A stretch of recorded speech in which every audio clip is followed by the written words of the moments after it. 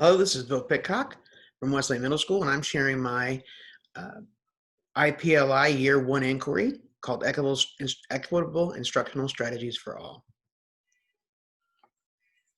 A little bit of background leading to this inquiry. I was thinking about this inquiry as I was wanted to start off with doing some instructional leadership pieces, and I wanted to kind of see what my teachers were doing in the classroom. And through that discussion, we kind of had a discussion with our leadership team, like what if we followed some students around and saw what they were seeing on a day-to-day basis. And so then that led to some thinking about what instead of talking about teaching strategy, we talked about learning or high yield strategies and what the students were actually learning and experiencing their day-to-day. So what had happened was I started taking a look at students and saying, okay, so what happens if I followed them around for all 8 of their classes? What would I see different types of students experiencing on a day-to-day basis and doing the learning activities? And so when we decided this, I started to finalize what students I was going to follow and then change my thinking to looking at instruction through different students through the lens of equity. Like, for instance, our students that have more special needs getting the high level structure they needed. And so that kind of like led to a very interesting look at what was going on in my school. And so the purpose of this inquiry, as a school, we were looking at equity through the terms of discipline and environment and making sure that we have equitable spaces for our students, but we really have not started looking at curriculum and instruction. And so that was kind of the next step. And I thought this kind of went along with this inquiry. And so I thought, okay, so what are we talking about when we talk about equitable classroom experiences? And that means is like, so is there a certain student who's experiencing like what we know is high level, and I'll talk about those here in a little bit, and some students who aren't. And so through that, we thought, okay, this is going to be a good idea for our inquiry to kind of look at what's going on. So I also wanted more visibility in the classroom, and I really want to know what our students were experiencing in the classroom as well. It's interesting, when you talk about what a teacher does, but when you're actually looking at it from the student perspective, it's very different. So one of the biggest wonderings I had was whether or not my students were experiencing different learning activities depending on what kind of student they were. Are my special ed students experiencing rich discussion? Are they experiencing multiple ways of understanding things? Are my honor students experiencing that? Are my ENL students? What about my gen ed students? We didn't really look at this point, a racial demographic breakdown. I just kind of chose students from what we knew from a learning perspective. And we have those 4 groups of students in our classroom. We have major ENL, we have a lot of SPED, we have general ed, and we also offer honors programs to our students as well. And so I really wanted to see, are the strategies being used different with different groups? And even when they had the same teacher, some of these did have the same teacher. I didn't really look at that as much as I would have liked, but we did kind of look at that from that perspective. And I do have a couple of thoughts on that. I did have one person who had 3 different teachers, and they were different in all 3 of their classes. So my actions. So first, I identified what I kind of thought was the highest yield strategies, and kind of what we determined had the students most engaged in those strategies. So I chose discussion among students about the topics they were talking about and about the curriculum. I talked about student choice and what they were how they would present, how they learned, and how they could learn, different things like that. Movement and sharing, brain breaks, which we know are effective for when we're trying to chunk students' work up in the secondary level. We're 65-minute classes, so brain breaks are important. Checks for understanding, and I didn't check how many times in a class they were used, just if they were used, and different modalities of delivery. Like, for instance, was some video used? If the lecture was given, was it video with some breaks, with some things like that? So as I kind of saw that, that's what I mean by different modalities of delivery.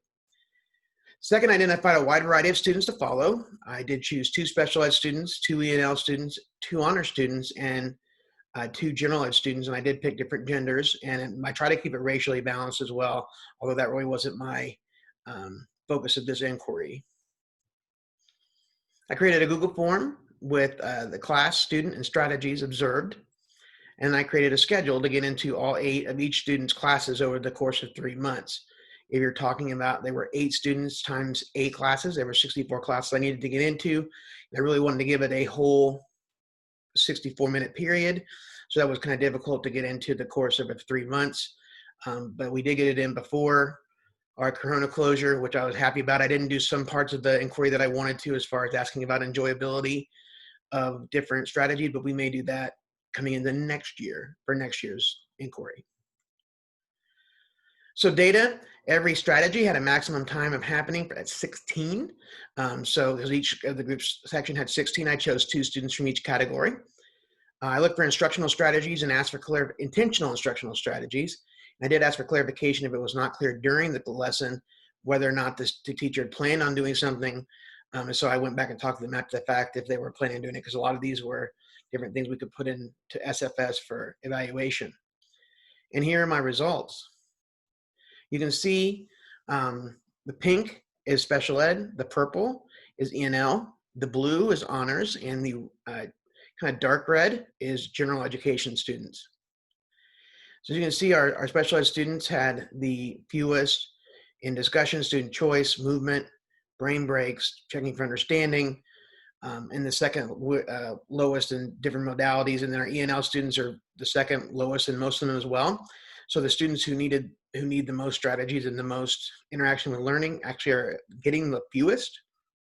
Our honors classes, of course, our honors students are getting the most strategies outside of movement and sharing. Most of the honors classes have the teachers utilizing these high yield strategies every class period, or most class periods, I should say, with 2 of them being in 12 out of 16, 11 out of 16. So most are being used in those classes. And then the general ed students are having more than our special ed and E&L students, but they're, so they're still up there, but they're not used as much as the honors kids are. And for the most part too, I did keep these, like these were 64 discrete classrooms. I think there was overlap in a couple, but I try to keep that marked different. I only focused on that, and I went back to that class again for the second student if there were 2 students of mine that were in the same class. So my discoveries. Discovery number 1, honors classes had the most high yield strategies used in the classes. Discussions and checks for understanding were used in majority of the classes.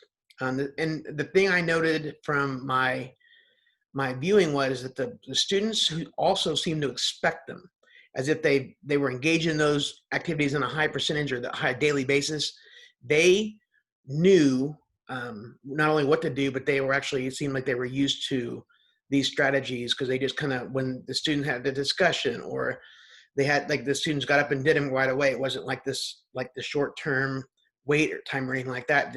They went into them.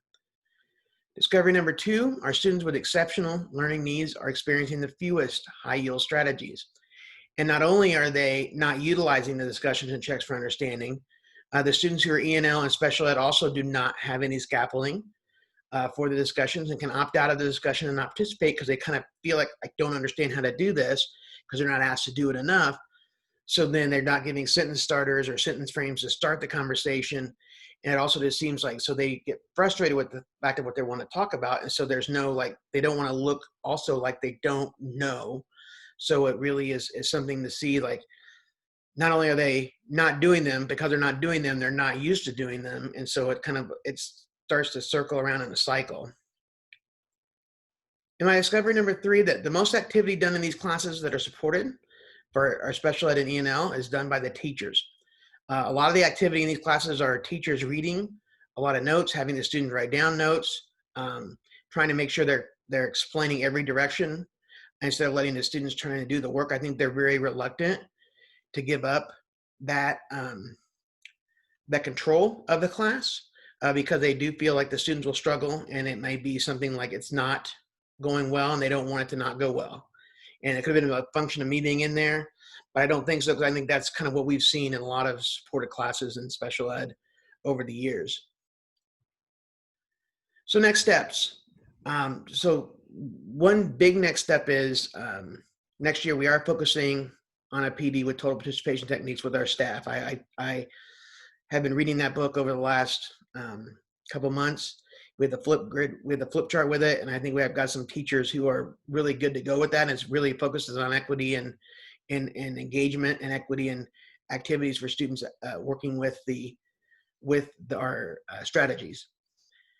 I also kind of want to track engagement with various strategies. I think it's not enough to know that I can't just go out here and say from this study, like, oh, we need to have more discussion in class. It doesn't work that way. It has to be, somewhat structured. It can't just like go ahead and just talk about this. It needs to be some maybe sentence frames using for A&L kids. It needs to be like being specific about what our questions are like before we have the discussion.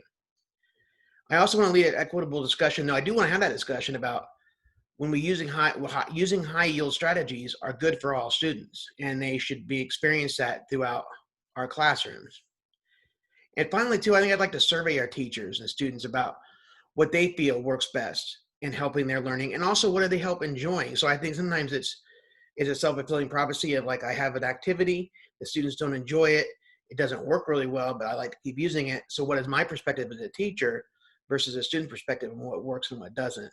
So I think that's something that we really need to be cognizant of when we're using these high yield strategies. It's just not enough to use them. It's also got to be something like, what do their kids know how to use them, and have we prepped them enough to use them, and have we scaffolded the work for people who need it to be able to work on this, and also for teachers too. Do we give up control? Bibliography, again, Total Participation Techniques was a book that I use throughout this and will use next year throughout this as part of my next steps. And I've got some 2 teachers in mind because we're working on some equity things again. I think this goes well with the equity pieces we'll be working on for the next school year. Thank you very much.